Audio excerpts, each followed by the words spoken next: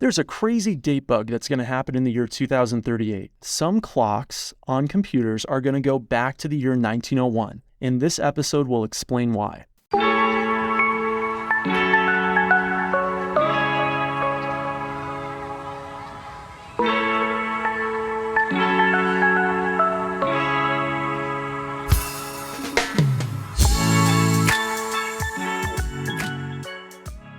Welcome to Kopek Explains Software, the podcast where we make computing intelligible. On a previous episode, which I'll link to in the show notes, we talked about the Y2K problem. That was a serious problem that we'll recap in a moment. There's another serious date problem that not everyone is aware of. It's the 2038 problem. So with the Y2K bug, it was that when we hit the year 2000, computers were going to stop working because of how dates were formatted. That's right. People were being cheap in the 1960s and 1970s, trying to save some money because memory was so expensive, and just using the last two digits of the year to record dates. They were thinking, this computer will never be used after 1999, so because they're only recording the 99 and not the 19, we would go from 1999 back to 1900. That's crazy. There was a lot of money spent to mitigate that problem. It was largely successful, but it cost a lot of money, and actually there was some real human costs to that problem as well. The 2038 problem is quite similar. To understand the 2038 problem, we need to understand two things: a little bit about Unix and a little bit about binary numbers. Well, the year 2038 seems so random. So how did we get there? Well, we actually start with the year 1970. Unix was developed in the early 1970s, and we did a whole prior episode on the history of Unix, which I'm going to link to in the show notes, so I won't go into a lot of detail here. But when they were developing Unix in the early 1970s, they needed some point where dates were going to start, because you have to have some reference point for when you're recording time. Where are you recording time from? And they chose, for convenience, the 1970s. So they chose the date January 1st, 1970 as the beginning of the, quote, epoch. And Unix time is measured just as the number of seconds since January 1st, 1970. And that's just an integer number. Literally, there's just a count in Unix machines that says, how many seconds has it been since January 1st, 1970? The other side that we need to understand is binary numbers. This was kind of an arbitrary decision to use January 1st, 1970 as a starting date. A less arbitrary decision was, what kind of integer are we going to use to count those seconds?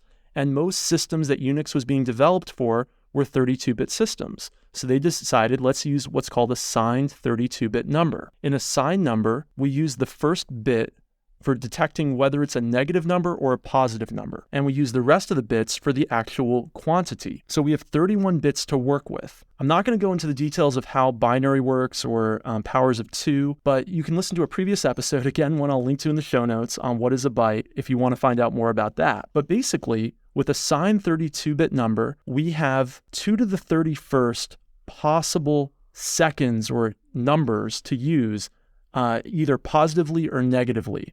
So in other words, a signed 32-bit number that's used to measure seconds since January 1st, 1970 can give us 2 to the 31st seconds past January 1st, 1970 and 2 to the 31st seconds before January 1st, 1970. That ends up giving us a range of dates that range between the years 1901, going negative from 1970, and 2038, going positively from 1970. And the exact date in 2038 is the 19th of January. So on the 19th of January, 2038, we're basically going to run out of seconds. That doesn't sound good. No, it actually could be a real problem. Because what happens with integers in most programming languages is when you hit the end, you wrap around back to the beginning. And so we're going to go from this really large number, which to be exact is 2 to the 31st minus 1, which in everyday speech is 2,147,483,647. We're going to go from that to the negative version, basically, of that number plus 1. And so that's actually going to take us all the way back to 1901. So when we hit the year 2038, some Unix systems will go back in time to 1901. Which would be pretty confusing for a computer. Right. It might create all kinds of problems. As you can imagine, many computing systems depend on having proper dates and measuring proper times and the amount of elapsed time. If you're measuring elapsed time and you start counting in 2038 and then the time flips to 1901, you're going to think something really weird happened, that you had some kind of negative elapsed time, which could create all kinds of unforeseen bugs. So how big of an issue is this? Like, how many computers are using this system? Yeah, Unix was a really popular operating system, and it has tons of derivatives that are still with us today. For example, Linux, Android, Mac OS, iOS are all part of the Unix family. And for example, early versions of Linux and early versions of Android had this 32-bit number problem because they used it for recording Unix time in 32-bit numbers. And so they're actually going to be vulnerable to this 2038 problem. Now, of course, there have been updates for most operating systems.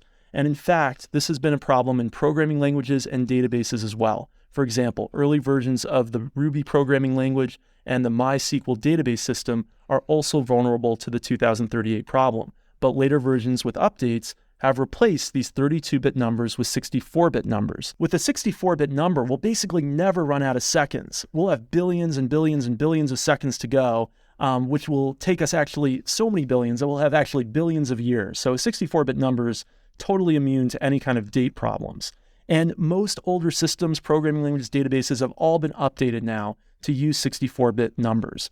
So the problem is not a problem if you have an up-to-date system. How do I know if I have an up-to-date system? Well, make sure you've installed all the latest patches. But the problem is, maybe you don't know about some systems that aren't getting updates.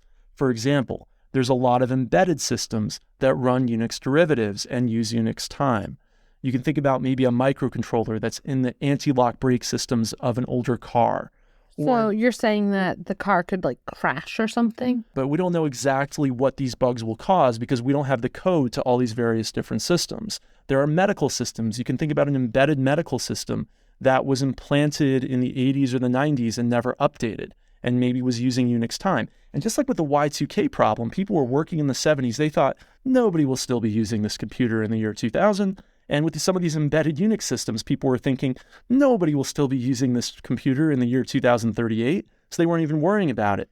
But as we know, some computers get a much longer lifespan than their creators ever believed or intended. And so, yes, there are many embedded systems out there that are vulnerable to the 2038 problem that probably nobody is thinking about and that may not get updated. And of course, there are some systems that don't get updated, but they'll be just fine, because they don't actually depend on time lapses. They don't depend on, even though they use Unix time and they have the 2038 problem, they don't actually use the date and time for any critical functions. And so they'll go about flipping from 2038 to 1901 and nothing wrong will actually happen because they don't actually depend on the date and time being correct. So, but we don't know where that intersection is. Where are the systems that have the 2038 problem and depend on the date and time being correct? Well, I'm sure there's many embedded systems that nobody ever touches, that nobody will even realize. And so, unfortunately, I think just like with the Y2K problem, this 2038 problem will likely end up costing a lot of money and will likely actually have some real negative impacts on some human lives.